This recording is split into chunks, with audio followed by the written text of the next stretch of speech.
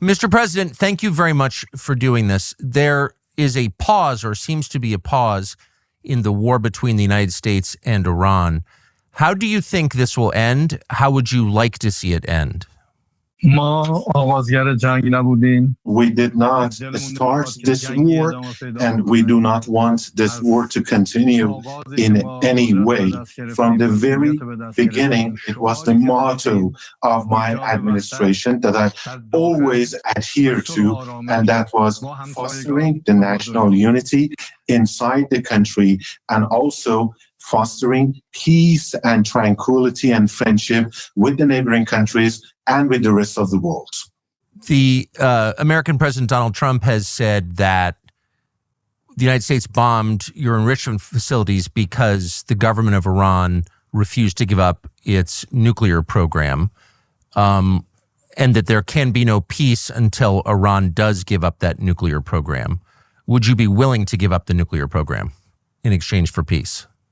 I would like to tell you what has happened, and it was Netanyahu since 1984 has created this false mentality that Iran seeks a nuclear bomb, and it has insinuated that Iran is trying to develop a nuclear bomb in the past, and it has put it in the minds of every U.S. president since then, and to make them believe that we would like to have a nuclear bomb. But the truth is that we have never been after developing a nuclear bomb, not in the past, not presently, or in the future, because this is wrong, and this is in contrast to the religious decree or the fatwa which has been issued by His Eminence, the Supreme Leader of the Islamic Republic of Iran, that so it is religiously forbidden for us to go after a nuclear bomb. And this was always corroborated thanks to our cooperation with IAEA, because they were always there that to verify this and to substantiate that we have never wanted a nuclear bomb. But unfortunately, this cooperation was disturbed by the unlawful attacks against our nuclear facilities. So you have, according to news reports, withdrawn your cooperation from IAEA, the International Nuclear Regulatory Agency. And so there's, I suppose, no way for the rest of the world to know how much uranium you're enriching and to what extent, to what percentage it's being enriched. And so is there any way to verify, and would you be willing to allow other nations to verify that you are not building nuclear weapons? Mr. Carson, sir, I would like to draw your attention to the fact that we were right in the middle of holding talks with the United States, and the President of the United States invited us to hold such talks in order to have peace. And we were told during the process of these negotiations and talks that as long as we don't give the permission to Israel, they are not going to attack you. And we were going to have the next round of the talks very soon. But in the middle of it, suddenly Israel torpedoed the negotiating table. We were sitting at the negotiating table when it happened. And by doing this, they totally ruined and destroyed diplomacy. In order to answer your question with regards to the surveillance or the supervision over our nuclear program, I would like to say that we are ready to hold talks over it. We have never been the party that has run away from verification. We stand ready to have these supervisions, but unfortunately, as the result of the United States unlawful attacks attacks against our nuclear centers and installations.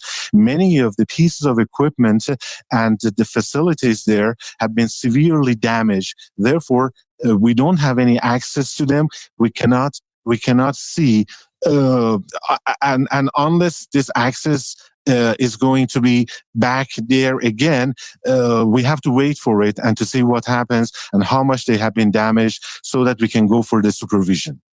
There have been news reports that your government believes that the IAEA was spying on the government of Iran and passing information to Israel. Do you believe that?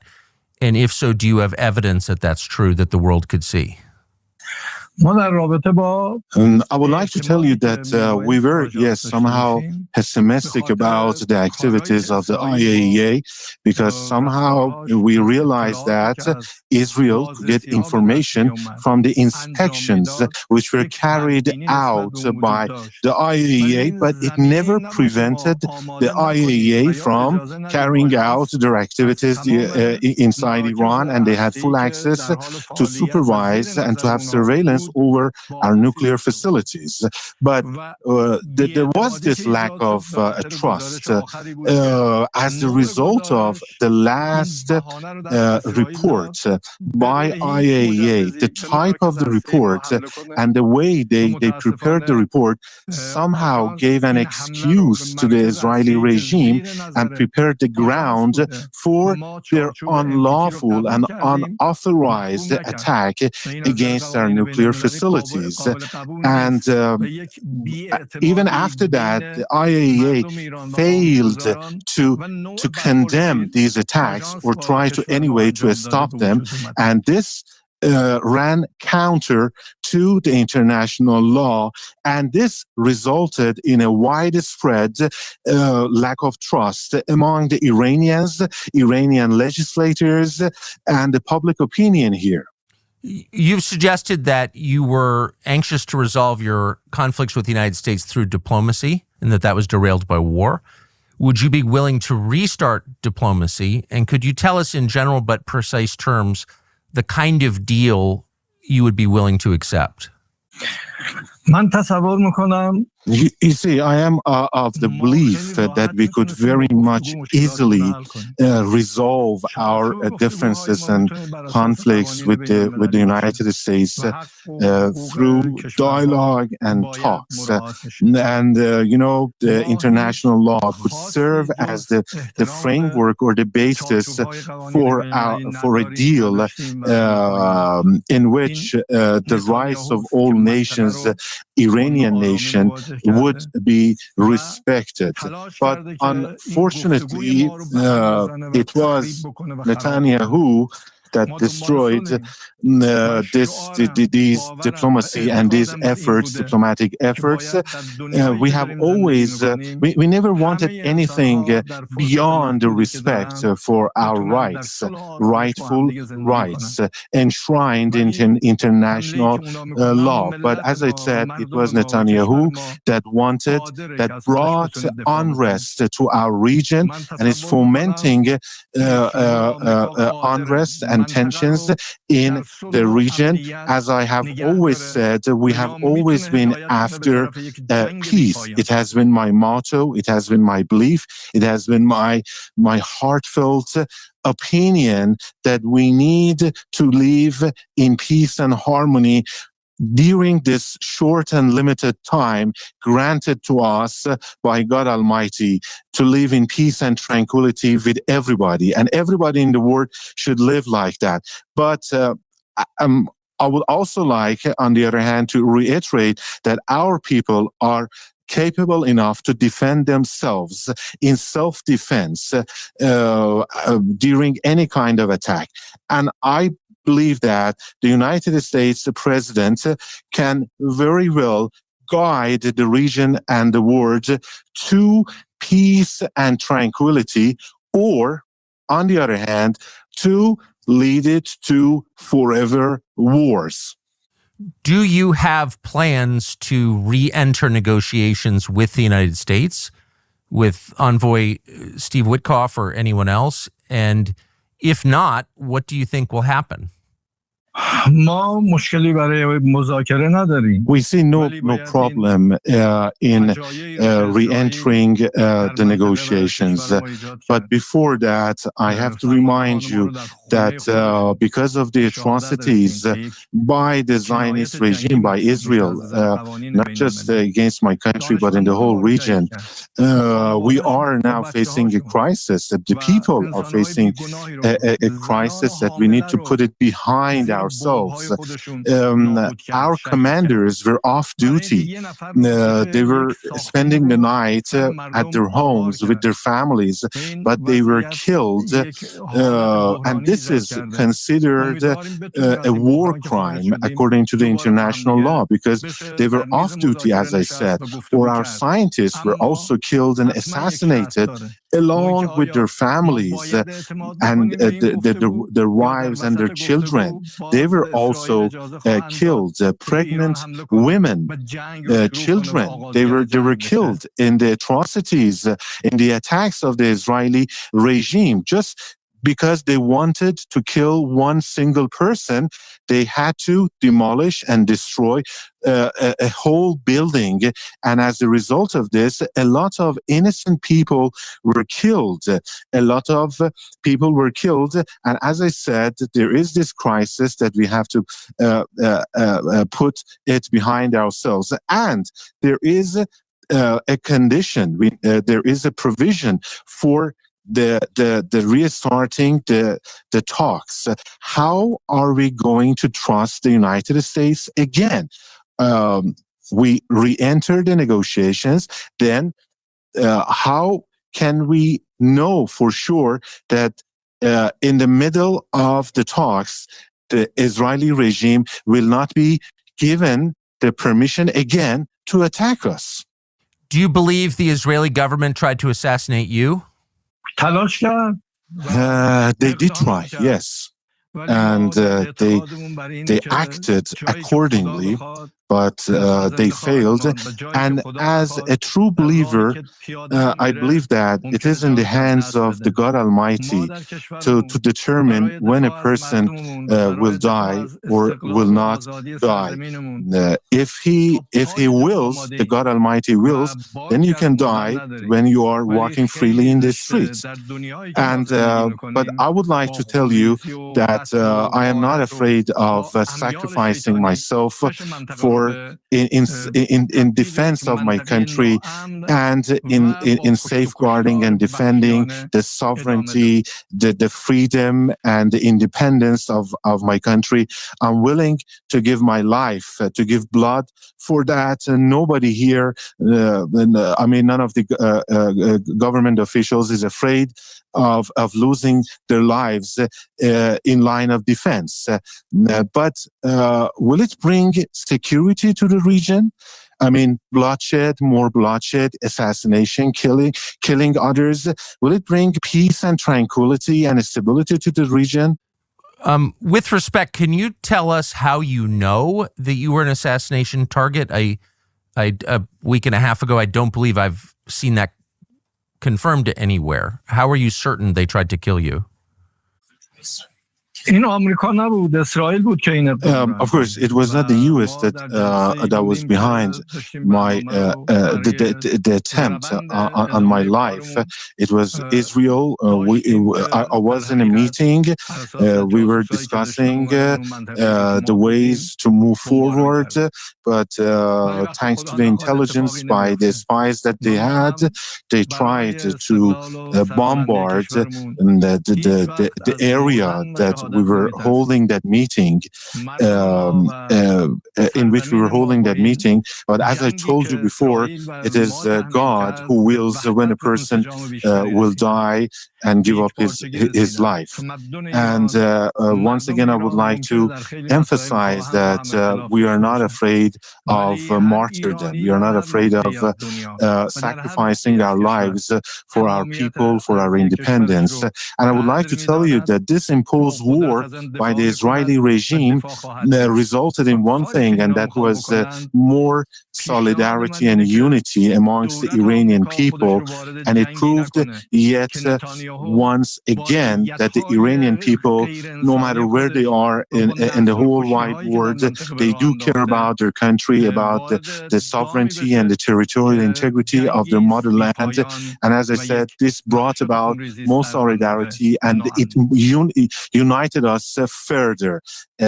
Thanks to this act of aggression by the Israeli regime. My proposal is that the U.S. administration should refrain from getting involved in a war that is not its war, that is not America's war. It is Netanyahu's war that is having its devilish machinations for the whole region. It has its own agenda. He has his own agenda, Netanyahu, I mean, inhuman agenda, and that is having forever wars that go on and on and on.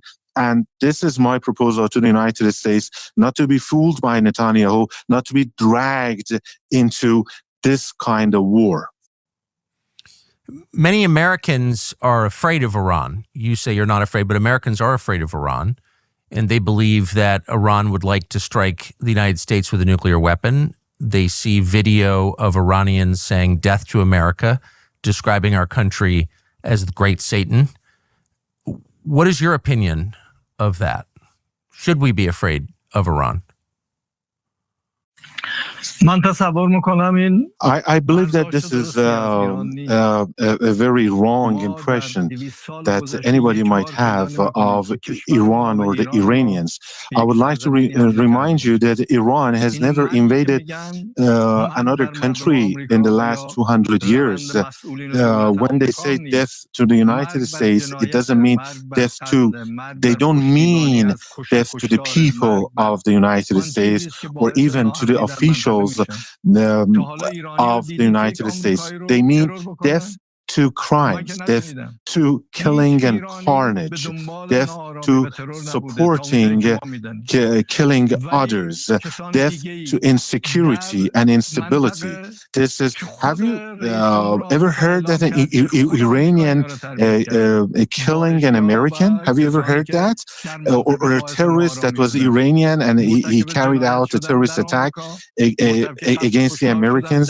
No, it was your president who confessed that the Americans created the ISIS in our region, and they were responsible for this wrong image that is portrayed of religion or the Muslims in the world. And once again, I would like to tell you and remind you that this is not death to the American people or to the officials. Death to crimes and atrocities, to bullying, to the use of force, and anybody who would like to become an accomplice in the crimes perpetrated by others. 2 Iranian ayatollahs have issued fatwas against Donald Trump. What does that mean exactly, and what do you think of it? To the best of my knowledge, they have not issued decrees or fatwas against any individual or against Donald Trump. And first off, it has nothing to do with the Iranian government or to His Eminence, the Supreme Leader of Iran. Or what they actually meant by the fatwa was in condemnation of an insult to a religion or religious personalities, and they were actually saying that this is deplorable, this is unacceptable. So it was not directed towards the U.S. president or any other individual, and there might be people with their own ideas and opinions, but I can assure you that the meaning of this fatwa should not be construed or considered as a threat against any individual. Has Iran ever backed an assassination attempt against Donald Trump? به هیچ وجه. This is actually what Netanyahu is trying to insinuate and to make your people or the president of your country to believe. But this is wrong because Netanyahu, as I said, has its own agenda. It wants to drag the U.S. into forever wars, as I said, and to bring more insecurity, instability, and unrest to the whole region. There are some large number of Iranian nationals living in the United States. Some have said they are, quote, sleeper cells. They are terrorists who are acting at the command of your government. Would you right now make a statement to Iranian citizens living in the United States not to commit acts of violence in the United States? You see, these things you're telling me, this is the first time I'm hearing them from you or from anybody. The Iranians are known for their knowledge, for their science, for their courtesy, for being civilized. Have you seen otherwise from them, any other kind of behavior from them, or any violent behavior? Has anybody ever seen anything from them? Yeah, as I said, this is what Israel is trying to put into your minds. They are propagating that Iranians might be capable of doing such a thing, but this is totally untrue because by nature Iranians are pro peace and tranquility, and they're trying to actually make to somehow impact the minds of the decision makers and the people of the United States, and to scare them into getting involved in a war in my region that is not going to ensure any kind of interest for the United States. It is not to be in the interest of the United States to be involved in any kind of war in my region. It wasn't that long ago, it was during the revolutionary period in Iran, that Iran had relations with Israel and commercial relations with Israel and reputedly bought weapons from Israel. What happened? How did that change? Who changed it and why, that relationship?